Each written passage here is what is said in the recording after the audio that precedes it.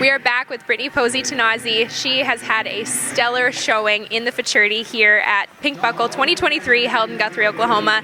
Not only did she win first in our Futurity average, she also won second, both on home-raised horses out of her great mares. Brittany, break down the mare power in both of these winners. Well, you know, both horses are by Seis, and it's funny because they are so similar to each mare that they're out of, and you know, I think just Seis complemented those mares, and I feel like they're like their mothers, but actually better. Maybe that's because I've just become a better trainer in the process. You know, I'm a little bit older, done it a little bit longer, but it's really cool to be able to like ride their little clones and actually try to make them better. And it's just been an amazing year. The Chitty Chitty Bang Bang, I had actually started her left at the beginning of the year, and then about the Fort Smith time, I was like, this just isn't working. Like, nothing is clicking, and I knew how talented she was. And so I switched her right the week before Fort Smith, and she has just been winning ever since then. And I've taken her some rodeos, and she's handled it and handled the rodeo ground. So we're really excited about going further with her. And then, you know, Rosie, they bought her out of the sale as a 2-year-old. And so I've had her since then. And I knew she was something special, but she is a little quirky. Like, she likes to buck and she likes to show off, and she's had her issues with that. She was a little hard to break, but that's kind of Birdie too, you know. Birdie is a very strong-willed horse, and so, but I just couldn't ask for better owners with Teton Ridge. They've been amazing, and better horses to ride. It's just been really fun. You ran a 16.5 today on Chasin Babes PZ to take a commanding lead in the average.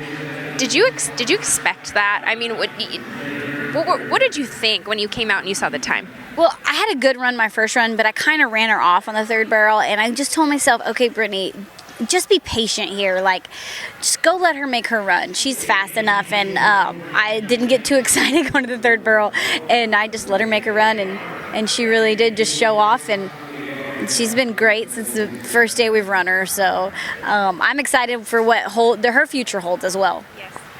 Your week has been great, not only in the arena but also in the sale ring. Chitty Chitty Bang Bang's half sister, out of your great mare Mona, sold yesterday for $490,000. She was the third high seller of our sale, the high seller that did not have a slot attached to her. What did you think watching that number go up and up yesterday? When I got to 300,000, I looked over at Garrett and I was like, is somebody playing a joke on us? Like, is this real? Like, I'm not quite sure that this is really happening. And then it got to 400, and I kind of started getting embarrassed. I'm like, I have no words. And, you know, I say that, but, you know, there's been a lot of hard work go behind those horses, and a lot of riding and a lot of days in the arena, and we are just excited to be able to produce a product like that. And then, you know, excited for the new owners, and we're going to put a good nice horse in the sale every year, and we want to win, but we also want to see people go win on our horses. And, you know, I can't ride them all, and it is fun to actually sit back and watch your hard-earned work, you know, make money and not have to always be trying to win. Yeah. That was a nice part about it. Yeah. We're just going to start calling you the Queen of Mare Power now after all of this. I would love for us to be able to just give some wisdom to the people watching. Say someone's watching this and they want to develop their breeding program to whatever scale or extent they are, but they also believe in mare power. What advice can you give them, and what guiding principles have helped build up this incredible band of mares? So, as a stallion owner, I want to tell everybody to breed their mare, but I really do think that you have to look at your mare as an individual, and I think you need to really think about the bad qualities of your mare first, and do you want that to come out in a foal? Because there is a very good possibility it can. And I think that, you know, it shows that these mares that have won a lot of money or that have produced several offspring that have won money are very, very valuable, and that, you know, maybe just get that really one good mare instead of breeding 5. So I just think that the mare has so much to do with it. Like I said, I'm kind of shooting myself in the foot as a stallion owner right here, but I do, and I think you see it time and time again. And of course you have to try, at first, but then I'm always one to kind of like jump ship, like, I don't really like that mare's babies, or, I think this mare would be better in a different program or things. So I really do think that you need to be picky when you're breeding your mare or picking your stallion, or maybe just not breed at all and go buy, some nice young stock that has pedigree behind it. And you can't ride the papers, but that sure does help. My final question for you is, you believed in Trace Seis a long time ago. I mean, you're riding mares that are 4 and 5 years old, or are they both 4-year-olds?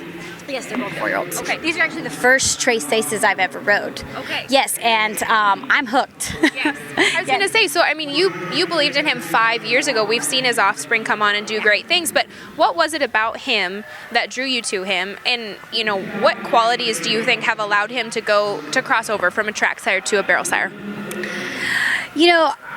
Like I said, these are the first 2 mares that I have rode out of him or by him, and I think the reason that I started breeding to Trace Seis was because I did see other horses that I liked, and I really wanted something like race bred to cross on Lona, and he was kind of like, I really think that would work, and I'm in love. I have another one next year out of my mare Katniss, and so I have been bitten by the bug. I also love Dash to Fames, and I also love my Guy with Proofs, but I'm really excited about crossing these mares back on a Guy with Proof, and